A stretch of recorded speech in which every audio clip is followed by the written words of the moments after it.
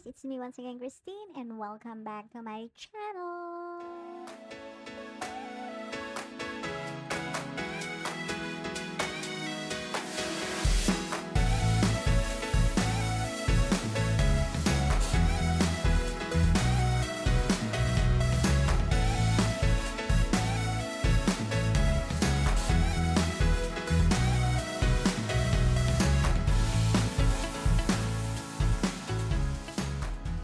Please don't forget to like, subscribe, and click the notification bell para lagi kayong updated sa aming mga videos. At ito na nga ang aming first team building. Tinanghali nga dahil langhali na si Jess dumating at ito na, papunta na kami. At tumigil muna kami dito sa Pure Gold Cavite kasi kami magutom. At ito nga si Rio nagpa-cute pa. At ito naman si Bridgie na paghahalata. Ano si Diyos ko nagkapot pa katiyar. Si Gorgeous tanghali na nga dumating, inaantok pa. At meron nagkukwentuhan na wala namang kakwenta-kwenta. Si Mary, yung jowa niya, tinulugan. Ay siya, mamayakan lang talaga. Sila yun naman at sila si El na mamalengke. Siyempre, may lalapit na nagpapakita ng tao. Akala mo naman talaga tumutulong. Yun talagang gusto niya talaga, napupuri siya ng mabait siya. Tsaka tumutulong, dala-dala pa siya plastic, oh. Pero gusto lang talaga niya na exposure sa camera. Oh, siya, tara na. Tayo maglakbay. Papunta na tayo sa ating pupuntahan. Daan tayong Cabyang Tunnel. Buti naman walang masyado nagpapapicture kundi sobrang traffic dito. At eto na, malapit na nga tayo sa ating pupuntahan. Ito na nga si TL at saka yung kanyang lovey dove. So, babayad na ng environmental fee. Take note, 20 pesos lang per head ang binayaran namin. Ilalagay ko na lang sa description box kung magkano ang nagastos namin dito sa The Tree House. Pero samahan nyo ko, pasok tayo.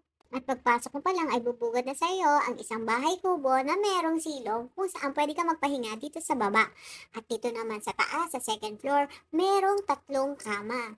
Malaki yung kama, kasya na dyan ang siguro mga 6 na tao or higit pa. At syempre, hindi lang yan, meron din siyang air conditioner. Tado lang itong hagdan kasi napakatarik niya. Ito na nga, ang mga punong abala dito sa kusina, pinangungunahan to ni Johnson, ni Adrian, ni Fritzy, at ni Leo. At syempre, kasama rin natin ang pabibong anak ni Johnson. Ito naman si Mary, aligagang aliga dito sa tent na dala-dala niya. Ala, huli si CL. Ang dami sa isang sulya po ay nabihag ako para bang himalang lahat ng ito. Siya, tigil, kain na. Ay, nakalimutan nga pala naming magdasal. Thank you Lord sa food po namin. Amen. Kain na. At dahil nga late na kami nakapag-lunch at sobrang gutom na kami, wala muna kaming pansinan. Lamon muna akong lamon. Galit-galit muna. At ang kagandahan nga dito, kahit mainit ang panahon dahil sa maraming puno, ay napaka-presko. Naku naman to si Fritzy, nagpapanggapang masipag, hugas daw siya pinggan. At ako naman ito, kahit katanghalian dahil nabusog ako, magkakapi ako. At nagtataka ba kayo kung nasa ng dagat? Ayan, maglalakad pa tayo. Ready na kami. So, sobrang init nga ng araw dito, kailangan natin mag-sun protection. Hindi nga lang pala isa ang kubo dito, 2. Ito, parang meron siyang lanay tapos may duyan. So, syempre, try nating magduduyan si Peppa Pig. At napagdesisyon na nga namin maligo sa dagat ng 4 PM dahil nga napakataas at init ng araw. Pero ang init pa rin talaga. Lakad varsity yarn. Hindi ko na nga kinaya ang init kaya sinuot ko na tong aking sun protection na parang mag-aani ng palay. Pero malapit-lapit na rin tayo dito sa dagat. We are so excited na lumublob na. Ito na nga. Wow! Shining, shimmering, splendid ang dagat. At alam niyo ba, balak namin mag-TikTok at sumayaw. Pero wala lang, balak lang namin. Nag-practice lang kami sumayaw pero wala namang sumayaw. Kasi nga hindi makuha yung step. Kaya yun, nag-video-video na lang kami, nakailang ulit. Kahit tirik ang araw, malamig ang tubig, kaya eto, naligo na ang mga itik. At pagkatapos magtampisaw ng mga itik, ay bumalik na rin kami sa aming kubo. Para naman makapaghanda kami at makapagluto ng aming hapunan. At eto naman si Leo, ang kanang kamay ni Johnson. At eto naman, ewan ko, epal lang. Parang bulating na asinan. At si Jess naman na nakatoka para gumawa ng aming panghimagas. Ang sipag talaga ni Johnson magluto. Siyempre, kung wari may tumutulong.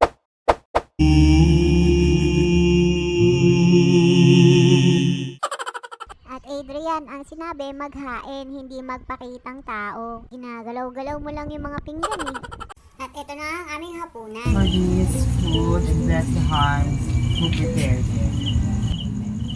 You were mine, I was yours. Take me back once more. Summer love, sweet joy.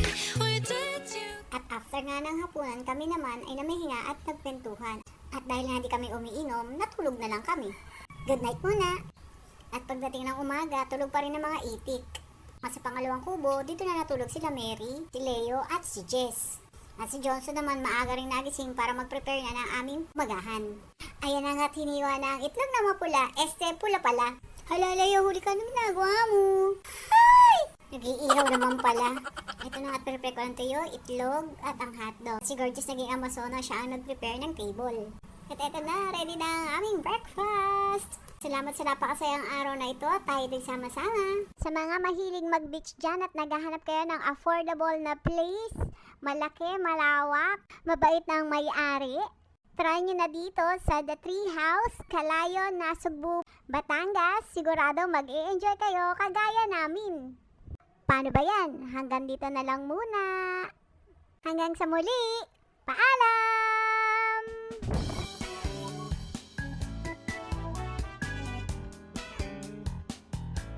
Don't forget to like, subscribe, and share. Give